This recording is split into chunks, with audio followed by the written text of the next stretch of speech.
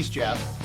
And he's Michael. And that's totally corny. So welcome to for now we're calling it the Jeff and Michael Show. We'll see if that name sticks. By the time you're watching this, you'll know. But, we're just a couple of guys. He's like this astrophysicist, so I'm like in total awe of his brain. Oh, and you're an Emmy Award-winning producer. I was wondering if you're going to bring that up. So I would say everybody has titles, and so yes, it shows that we've got some expertise in what we do. Right. So as soon as you win your Nobel Prize in physics, it'll be Nobel Prize-winning astrophysicist, right? Because who cares where you went to school after you've reached these certain milestones in your career or whatever? Yeah. I'm not holding my breath for that milestone, but okay. Well, you're closer than I'll ever get. All right. So you're seeing the banter. This is why we're doing this. We're just two normal guys who have very different life experiences, yet we have a lot in common. And we met about 5 years ago. Like 4 to 5 years ago. 4 or 5 years ago. And this first episode of the Jeff and Michael Show, we're actually just going to fill you in on our brief history. And if you find that interesting, then great. Subscribe and share and like and click the notification bell and all that stuff. But because we come from very different walks of life, yet we have a bunch of stuff in common, our conversations tend to, I don't know, they fly by, but like just last week was an hour and a half, and I'm like, oh, you got to go, don't you? Well, and so the hope is that by joining our conversation, that we sit down and get done with the conversation, we say, wow, that was a lot of fun. And so hopefully you can kind of enjoy the conversation, join in, be uplifted. And more than anything, I think I just want people to be stimulated to think and ask, how does Christianity work? What's going on in the world? Just to be engaged and enjoy and be stimulated to think things maybe they haven't thought about before. Yeah. Yeah, enjoy. I hope you'll enjoy this. But there's a verse, and I always butcher it, and I don't know where it's from. Maybe you'll know where it's from. But the verse that comes to mind as kind of, I don't know, maybe the theme or the reason or the foundation of why we're doing this is, I'm going to have to edit this myself because I'm the Hollywood guy. Like, what is it? It's that one, that one. You got to give me something to go on here, man. Taking captive every thought. Take every thought captive. Yeah, okay. That exalts itself against the knowledge of God. Okay. Or the verse about spiritual warfare. I should have looked it up before this. We wage war, our weapons are not carnal, but powerful to pulling down strongholds and everything that exalts itself against the knowledge of God. There it is. Oh my gosh, I found it. So what does that mean? Spiritual warfare. I think what this show is actually spiritual warfare, because this guy's grasp of the physical universe and what is the physical universe, but it's that which God created. In other words, God's fingerprints are everywhere. And then my storytelling penchant, right, to communicate things in a compelling way and thinking outside the box. It's just come out in our relationship that the things about apologetics and Christianity that interest me, he can answer them. And then things about, I don't know, storytelling and life experience that resonates with people. I think when people are interested in what you have to say and you're talking about truth, it tears down falsehood. Our culture is inundated with voices and narratives that are trying to destroy what God has created. And it's not just the physical universe, but it's the harmony in the human species, right, in the human race. And there's a lot of lies out there that are destroying lives, and we hope to turn that around. All right, if that made any sense. So starting off, I'm going to tell you what I know about you. Okay. And maybe you can tell them what you know about me. So you're an astrophysicist, which is impressive just as a name, like as a profession, as a career. And you have basically two jobs. Right. You are once a week at UCLA, working on very sensitive instrumentation with a team, with a grant, government grant, to research dark matter, which is one of the biggest question marks remaining in the scientific field. I mean, that's how I understand it.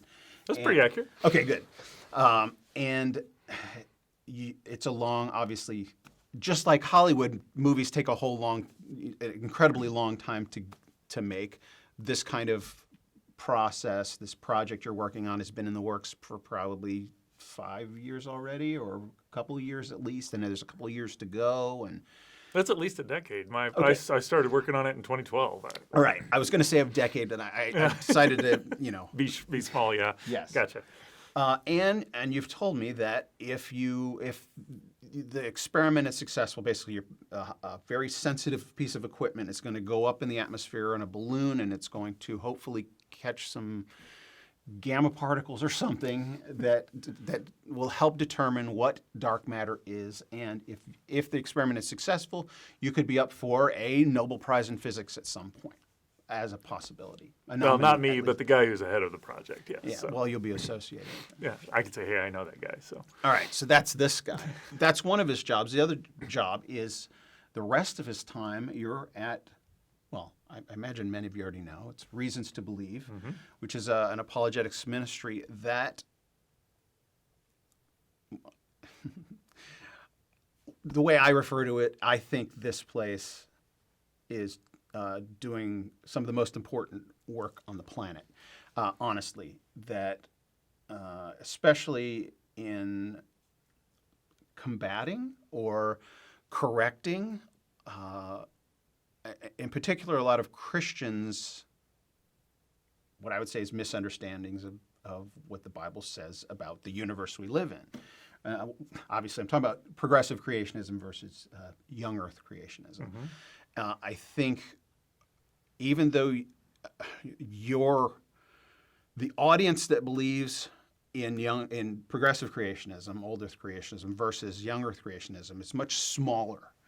At least in the I don't know. I could be wrong in these ratios, but just because there are fewer people that understand, and maybe I'm wrong, but that adhere to progressive creationism. In other words, the universe is as old as science says it is, that it's not 6 literal 24-hour periods, et cetera, or 7, whatever.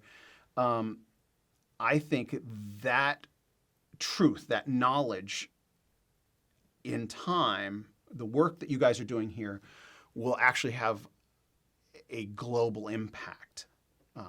And that's part of my eschatology. We'll get into that as well. So you have 2 jobs. You're a scientist and a theologian? A scholar of some sort. Scholar. Yeah, I don't know that I'd put myself in the theologian class, except I think we're all theologians. We're just, some are better than others. So Yeah, right. I got to say, it's really interesting listening to your description because, 1, it helps me understand how well I've communicated what I do. But 2, it helps me understand what people perceive that we do. And, I would say there are ways I would say it differently, but I appreciate what you have to say. And so, Yeah. Well, you can tell me what I do for a living, and then we'll tell you what we're really doing. I'll tell you what I do. No.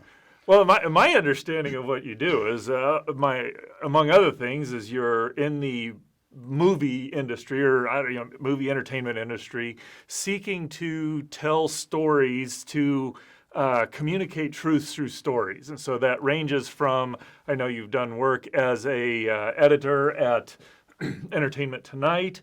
I think that actually is related to your Emmy, if I am correct. I know that you have written movie scripts. I should bring it. And so one of these days I'll bring it. I know that you've written movie scripts about stories that you're passionate about. I know that you are and have done work to produce movies. I know enough to know that you know how to do stuff in developing and framing and getting everything out there and to tell a good story in a compelling way. And one of the things that I've really appreciated about you is that while you want to tell a good story, you want to tell a story that is also have an integrity to it. And so, and that's one place where I think there's a great deal of common ground between us is that there's the story, that you want to tell well, the truth that you want to tell in a good story, and we both want to do that. And so we focus on that. How that plays out is a little bit different. So I've enjoyed learning some of the things you do to tell the story better, and I love being able to interact and being able to communicate some of what I know about the story of what God's done through creation. But is that at all an accurate description of what you do? Well, it sounds way more impressive than it feels. Right? I mean, like fair enough. we're Yeah. normal guys, right? Yeah. And No, that's that's the true. thing. Like using the word astrophysicist or using the word Emmy award-winning movie guy. It's like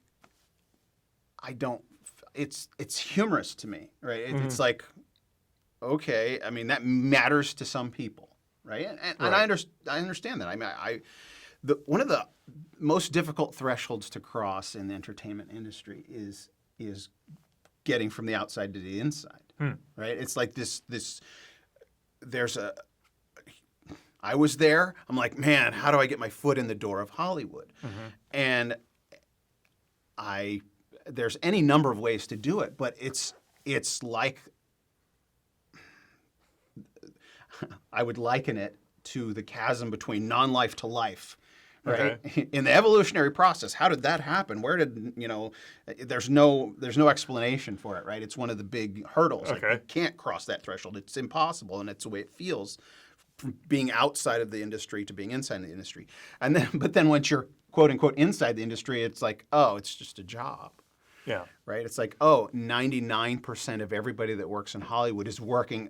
It's a grind, right? You're not making a ton of money and you're not super rich, right? Most people have this fantasy, I'm going to write a screenplay and be a big successful screenwriter, or I'm going to be an actor, or I'm going to be a singer. And here's one piece of advice I will give anybody who is watching this that has those thoughts. And this is the advice I give to everybody and anybody.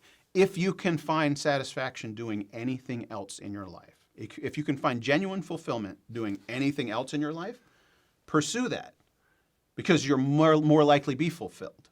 And fulfillment is really what it's all about.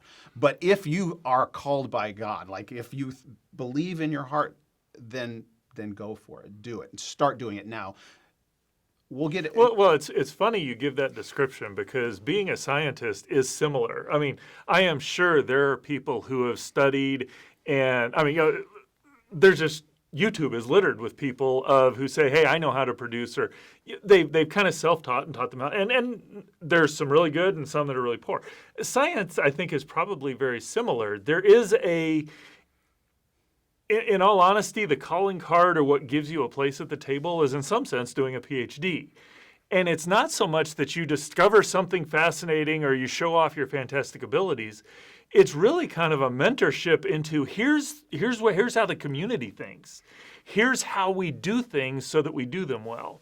And then, I mean, I spend a lot of my time, I'm working on a balloon experiment that's going to fly up at 130,000 feet looking for exotic antideuterons that we're going to call evidence of dark matter.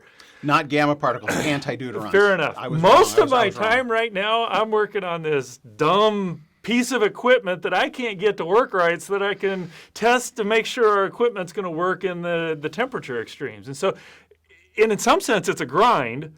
But it's a grind that's very fascinating, because I love solving. How do I make this piece of equipment or this piece of code get me what I need so that we can build this project? And I just, two things my dad said that resonate with me in listening to you is that, one, kind of getting a PhD is an exercise in learning how to endure, because you're repeatedly hit with these things that don't work, and can you continue to work through them? And then, kind of going to your, we're just guys who do these things. It's like, Dad made a comment. He goes, "A PhD teaches me how little I actually know." That is like the definition of knowledge, like definition of an education. You go to school to learn how much information is out there, and then pick something that you want to learn, right? So you're getting an example of what this show's going to be like. This is totally, we're like going on tangents, and we will, and that's the nature of our relationship and our conversation. And so you're getting a peek inside the minds of these two guys. But let's get back on track. I'm going to try and keep us on track. So for this first episode, I wanted to hear Jeff's description of how we met. So this is one of those weird stories because as you described, I work at Reasons to Believe. We're a science faith organization, I would say, that is committed to sharing the gospel. That entails reaching out to skeptics and also strengthening the faith of believers. And so I spend a lot of time, I do a lot of sciencey stuff. I like talking about planets and exoplanets and life in the universe. So I've got my range of interests. And throughout the history of our ministry, we have lots of people who write in and say, hey, we've got X, do you want to look at it? And I've done enough of that to know that most of the time it's not the right mix. And so kind of as a default, I just say no. So I'm sitting in my office one day and our one of the gals that I work with comes in and goes, there's this email that came through, guy's got a script. I don't even know how much she knew about who you were. Do you get scripts all the time? Or? Oh, well, at least with an article about a subject, that's closer to what we do. A script, that's even a little bit further afield. But I'd happened to be working with another fellow who he had an idea, a movie idea. And so I'd been doing a little bit about that. And I thought, well, you know what? In all honesty, as I was sitting around, I just kind of got the prompting, this is something I probably ought to look at. So I said, all right, have him send it over. The prompting. So I come in one day and there's this script and I'm sitting there and I'm reading through it and I have to say, as I start reading it, I'm like, this is interesting. I could enjoy being at this movie. And I'm sitting there reading through the script, and I'm like, wow, there's some really neat apologetic implications of this. And so that's kind of how how I originally engaged with the relationship. Thinking back, we've been doing this for, let's say, 5 years now. I forget what all exactly happened, but I know it's like, okay, I got this script, I looked at it. I think you were looking for kind of some scientific feedback, so I kind of got back and, there were a few things you did where it's like, I think this is maybe a better way, but in general, I just thought, hey, that's a pretty interesting script, got a good message. And so I sent you back some details. I think we probably had a phone call because I hate having to write stuff out. It's so much easier to say it, in my opinion. And so I got back to you, and now we're doing a podcast together. Now we're doing a podcast together. All right. That is, well, I remember. I mean, that's how it happened on his side. That's the beginning. We'll get more into the script. We want to talk about the script. Actually, for the next 3 episodes, we're going to pull from the apologetic implications of the story from that script. It's called Blue Hope, by the way. And there'll be plenty of spoilers. There's the big twist at the end that we won't go into. I've already instructed him not to slip up because I would have to edit that out, and I want to do as little editing as possible. So here I was. I had been working as in post-production as an editor for at the time of 10 to 12 years, but I had started teaching myself screenplay format, and one of the pieces of advice giving to unestablished screenwriters is try and write something really, really interesting that costs $0 to make. I mean, that's the extreme, but it's high concept and low budget. That's the phrase. High concept, which is this ambiguous term. It just means it needs to strike people as something unique and unusual and interesting, and low budget. So I set out initially just to do kind of an art house piece. Like, I'm just going to do this guy and an artificial intelligence having a conversation, right? I'm just going to explore these philosophical, scientific principles, these ideas in this dialogue between these two people. And I started writing it out, and I have a screenwriter friend that I, at the time, was meeting with regularly. He has since moved to another state, but like you and I, we meet. He and I were meeting, and we would brainstorm projects, ideas together. And so I would be brainstorming with him. I was also in a writers group that I was submitting my pages to, like 10 pages a week or however many pages. And so I was getting feedback from 4 different people in this process. But this one guy that I was meeting with regularly, he says, "Dude, you got to put a love interest in the story, right? You got to put a love." And I'm like, and I was thinking that I would. And when I decided to do that, I mean, I had a love interest there, and we'll tell you a little bit more about the details of the story. But once I did that, it turned into a commercial, like not an art house piece, but a commercially viable story. It was just like the romance part, like just enhanced so many more elements of it, including the apologetic aspects of it. What is the meaning of life, etc. So I get this script written. I get a couple drafts, some notes written, and it's science fiction. And I've been a fan of Reasons to. Well, I discovered a friend of mine back when I first became a Christian, probably about 2 years in. Became a Christian in 1988. Dating myself. It was like the early 90s that a friend of mine handed me book Creator in the Cosmos. So Hugh Ross is on my radar from early on, and then. Fast forward and I discover there's a ministry that's built around that called Reasons to Believe. And I'm like, if anybody is going to peer review my screenplay, those are the guys I want. And I literally just went online, found an email address, human resources or something, just drafted a couple paragraphs saying, hi, I'm a nobody from nowhere, but I got this script and I'd like to get a professional expert opinion on the physics, on the science of my science fiction screenplay. So I sent it off and heard nothing.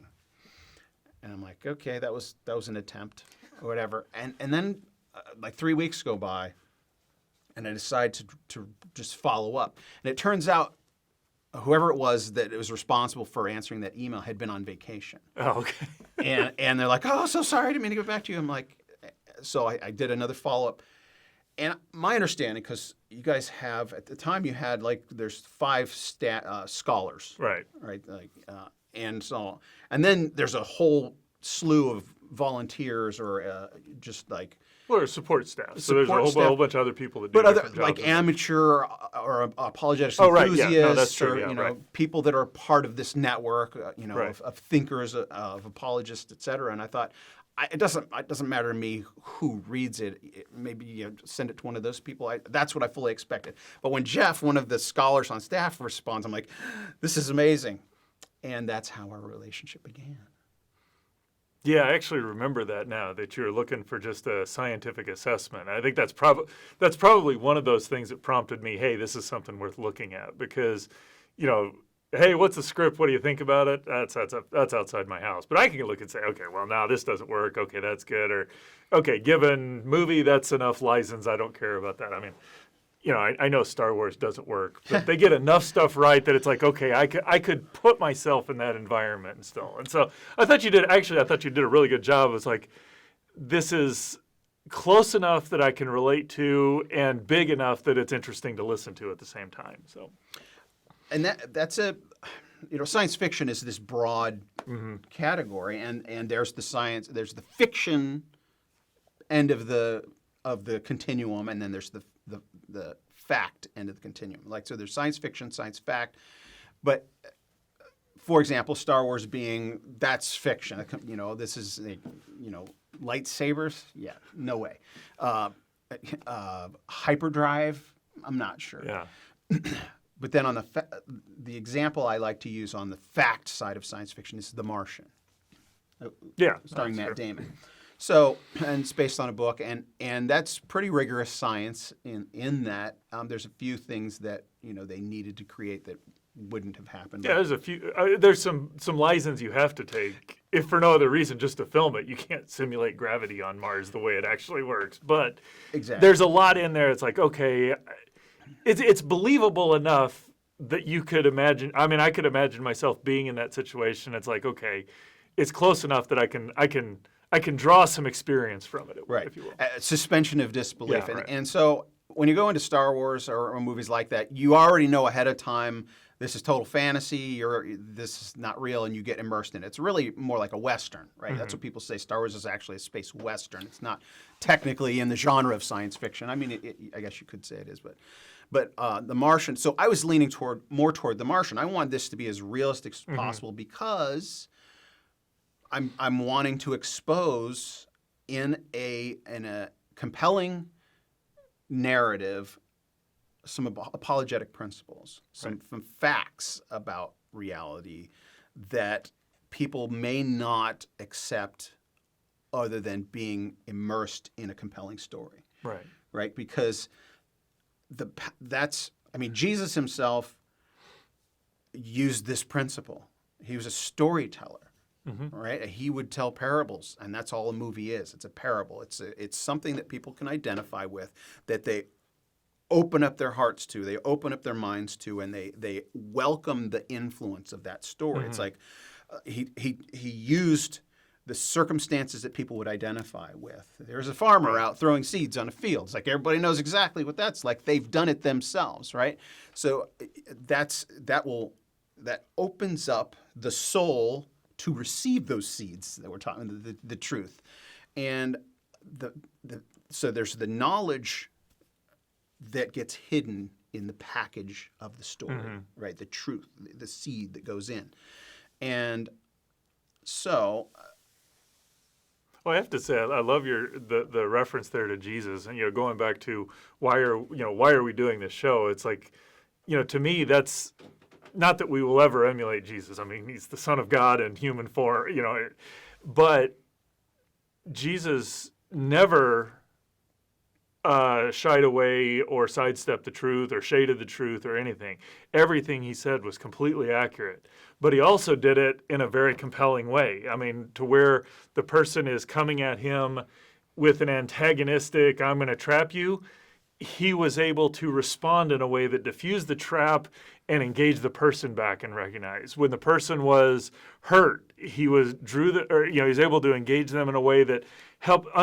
They felt like he understood their hurt and was in every situation. He dealt with the need as well as the truth.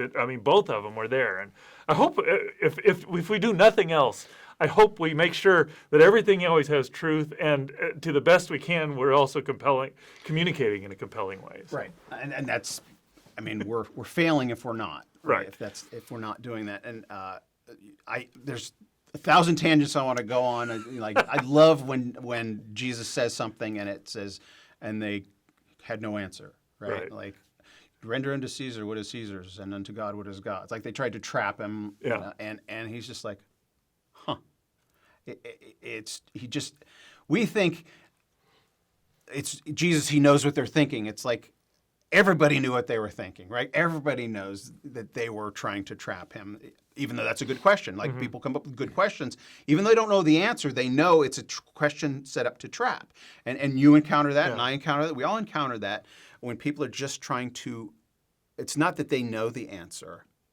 It's just that they want to diminish you. And on my way over here, I was listening to the Bible as I was driving over here, and that one verse just struck me. He that is in you is greater than he that is in the world. Even when it feels like the whole world is against you, and the academic establishment thinks you're a wingnut crazy because you believe in Jesus rising from the dead. Right? That's the stumbling block. The Apostle Paul said it. That's the stumbling block. If Jesus is not risen from the dead, then we are of all men most worthy of pity. That was the first half of a conversation. The second half will be posted right here next week. Come back.